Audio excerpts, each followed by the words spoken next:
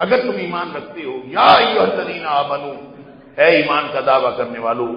قوا انفسکم واہلیکم، اپنے آپ کو بھی جہنم سے بچاؤ اور اپنے گھر والوں کو بھی جہنم۔ ایسا نہیں ہے کہ آپ تو تہجد گزار ہیں اور آپ جو ہیں وہ روزے رکھتے ہیں، نمازیں پڑھتے ہیں، قیام کرتے ہیں، قرآن پڑھتے ہیں، صدقہ خیرات کرتے ہیں، حقوق العباد کا خیال رکھتے ہیں، سب کچھ کرتے ہیں، لیکن آپ کے اہل خانہ جو ہے ان کا طرز عمل ہی مختلف ہے۔ ان کو نہ اللہ کا خوف، نہ گھر کے سربراہ کا خوف، ان کو آپ نے اپنی مرضی پر چھوڑا ہوا ہے، تو قیامت والے دن اس وجہ سے صرف وہ نہیں پکڑے جائیں گے، آپ بھی پکڑے جائیں گے۔ کیونکہ نبی کریم صلی اللہ علیہ وسلم نے فرمایا ہے کہ ہر شخص کی ایک رعیت ہوتی ہے، کلکم راع وکلکم مسئول عن رعیتہ، ہر شخص کی ایک راج دہانی ہوتی ہے، اور اس کی جو رعیت ہے اس کے بارے میں قیامت والے دن اس سے پوچھا جائے گا۔ کلکم راع وکلکم مسئول، ہر شخص کی رعیت کے پیمانے مختلف ہیں، کسی کی کتنی رعیت ہے، چھوٹی رعیت ہے، بڑی رعیت ہے۔ اگر کوئی بالکل بیچلر اکیلا زندگی گزار رہا ہے تو وہ یہ 5-6 فٹ کی کائنات، یہ اس کی رعیت ہے۔ اور اگر یہ گھر والا ہے، خاندان والا ہے، والرجل راع فی بیتہ، وہ اپنے گھر کا نگہبان ہے، وہو مسئول عنہ، اور اس گھر کے بارے میں اس سے قیامت والے دن پوچھا۔ اب گھر میں ماں ہے، گھر میں بچے ہیں، گھر میں بہن بھائی ہیں، یا گھر میں آپ کے صرف اولاد ہے، جو کوئی بھی گھر میں ہے، زوجہ محترمہ ہے، گھر میں جو بھی ہے اس کے بارے میں قیامت والے دن سوال ہوگا۔ اور آپ نے اپنے آپ کو بچانے کی کوشش کی تو آپ نے گھر والوں کو بھی بچانے کی کوشش کی، اور اگر نہیں کی، یا ان کے بارے میں لاپرواہ ہے، یا اپنے آپ کو دھوکے میں مبتلا کیے رکھا کہ وہ جانے اپنا کام کرے، میں اپنا کام کروں، ان کی اپنی زندگی ہے، میری اپنی زندگی ہے۔ ایک تو جدید معاشرے کا یہ بڑا المیہ ہے کہ وہ کہتے ہیں کسی کی زندگی میں انٹرفیئر نہ کرو، ہر شخص کی اپنی پرائیویٹ زندگی۔ اور بھائی پرائیویٹ زندگی جہنم میں جانے کے لیے نہیں ہے، یہ زندگی اللہ نے جہنم سے بچنے کے لیے عطا فرمائی ہے۔ میری زندگی میری مرضی، میرا جسم میری مرضی۔ اور اب تو بچے بھی کہتے ہیں کہ ابا جی آپ اپنی زندگی گزارے، میں اپنی زندگی گزارتا ہوں، آپ کا کیا تعلق ہے میرے ساتھ؟ یعنی ایسا ایک زہر کھول دیا گیا ہے کہ ہر شخص جو ہے وہ اپنا ذمہ دار ہے، یقیناً اپنا ذمہ دار ہے، لا تزر وازرۃ وزر اخری، قیامت والے دن کسی نے کسی کا بوجھ نہیں اٹھانا، لیکن گھر والوں کا بوجھ اس کے سربراہ نے اٹھانا ہے، جو جس کا نگہبان ہے اس نے بوجھ اٹھانا ہے۔ لہذا گھر والوں کو اگر آپ نے جہنم سے بچانے کی کوشش تو آپ کا اپنے آپ کو جہنم سے بچانا آپ کے فائدے کا نہیں ہے، کام کا نہیں۔ اس لیے کہ ایک حدیث اللہ کے رسول صلی اللہ علیہ وسلم ماقل بن یسار رضی اللہ تعالیٰ عنہ سے راوی ہے، ما من عبد یسترعیہ اللہ تعالی رعیتا، اگر کسی شخص کو اللہ نے کوئی رعیت دی، چاہے اس کا جسم رعیت ہے، چاہے اس کے بچے رعیت ہیں، اس کے اہل خانہ رعیت ہے، اگر وہ افسر بن گیا تو اس کا ماتحت عملہ اس کی رعیت ہے، اگر وہ حکمران بن گیا تو عوام الناس سارے اس کی رعیت ہیں، تو جس کو بھی اللہ نے جتنی بھی رعیت دی اب وہ ساری رعیت کا ذمہ دار ہے۔ جتنی بڑی رعیت ہے اتنا بڑا امتحان ہے، جتنی بڑی رعیت ہے اتنا بڑا امتحان ہے۔ اسی وجہ سے آپ نے سنا نہیں کہ نبی پاک صلی اللہ علیہ وسلم نے فرمایا جو عہدہ مانگے نا ہم اس کو نہیں دیتے، جو عہدہ مانگے ہم اس کو نہیں دیتے۔ کیوں؟ اس لیے نہیں دیتے کہ اس کا مطلب یہ ہے کہ وہ عہدہ مانگ کر اپنی رعیت بڑی کرنا چاہتا ہے، اس کو اللہ کے نظام امتحان کی فکر ہی نہیں ہے، اس کو پتہ ہی نہیں ہے کہ میں اس عہدے کی وجہ سے پکڑا جاؤں گا قیامت والے دن اگر میں نے اس کا حق نہ ادا کیا۔ تو جس کو یہ سمجھ آ جاتی ہے نا امتحان کے نظام کی، وہ عہدہ مانگتا نہیں ہے بلکہ اس کو لوگ عہدہ دینے کے لیے اس کے پیچھے پھرتے ہوتے ہیں، وہ منتیں کرتا ہے کہ نہ یہ مجھے نہ دے، میں اس قابل نہیں ہوں۔ ہم نے دیکھا کہ ابوبکر صدیق کو خلیفہ بنایا گیا تو آنکھوں میں آنسو تھے، عمر فاروق کو بنایا گیا تو رو رہے تھے اور فکر کر رہے تھے، عثمان غنی کو بنایا گیا تو وہ فکر مند تھے، علی مرتضیٰ کو بنایا گیا تو وہ فکر مند تھے۔ جب یہ فکر امتحان کی ہوتی ہے کہ ساری رعیت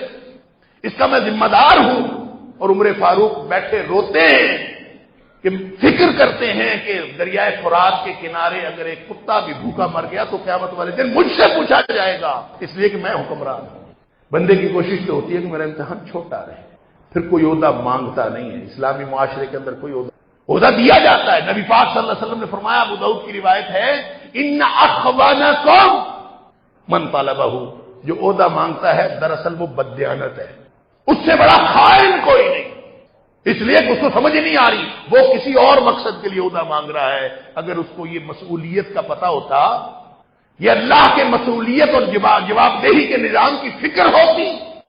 کہ مجھے یہ ملے گا تو قیامت والے دن سب کے بارے میں مجھ سے پوچھا جائے گا، تو وہ کبھی یہ نہ لیتا۔ اللہ نے رعیت کے بارے میں پوچھنا ہے قیامت والے دن، لہذا وہ رعیت آپ کی چھوٹی ہے، آپ کا صرف اپنا جسم ہے۔ شادی ہو گئی تو زوجہ بھی آپ کی رعیت میں شامل ہو گئی، اور پھر بچے ہو گئے تو وہ بھی آپ کی رعیت میں شامل ہو گئے۔ مرد پورے گھر کا نگہبان ہے اور وہ پورا گھر اس کی رعیت ہے، اور عورت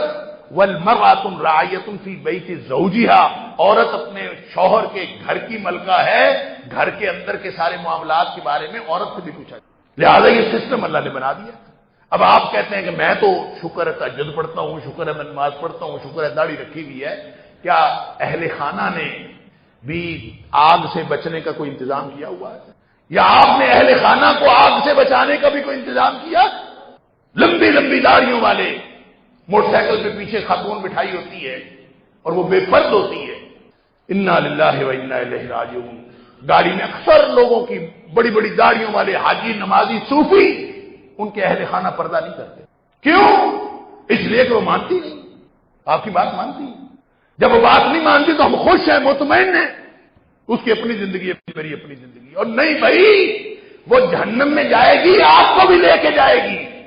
اس لیے کہ نبی کریم صلی اللہ علیہ وسلم نے فرمایا کہ جس کو اللہ نے رعیت دی، ثم یموت یوم یموت، پھر جب اس کی موت آئی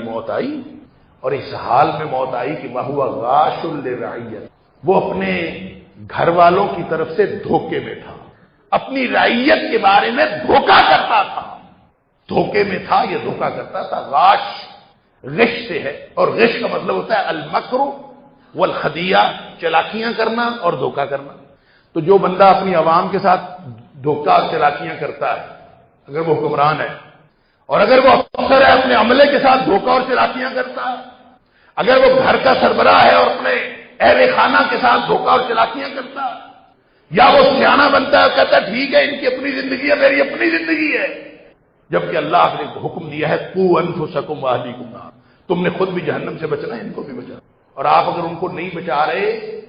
تو آپ دھوکہ کر رہے ہیں، اپنے آپ کو دھوکہ دے رہے ہیں، ان کو دھوکہ دے رہے ہیں۔ اور اگر نہیں بچا رہے، فرمایا جو شخص اس حال میں مر گیا وہو غاش لرعیتہ، اس نے کبھی سوچا ہی نہیں ان کو دھوکے میں رکھا یا خود دھوکے میں رہا،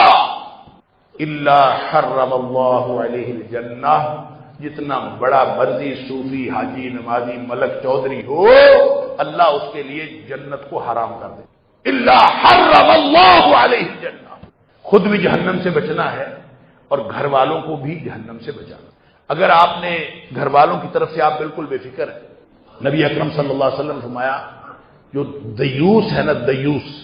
وہ جنت میں نہیں جائے گا۔ دیوس کون ہے؟ اللہ کے رسول صلی اللہ علیہ وسلم فرمایا جن کے گھر میں بے پردگی، عریانی، بے حیائی ہو رہی ہو اور اس کو غیرت ہی نہ آئے، اس کو غیرت ہی نہیں آتی، اس کی بیٹیاں، اس کی بہنیں، اس کی بیوی، اس کی ماں بے پردہ گھومتی ہیں، غیر محرموں کی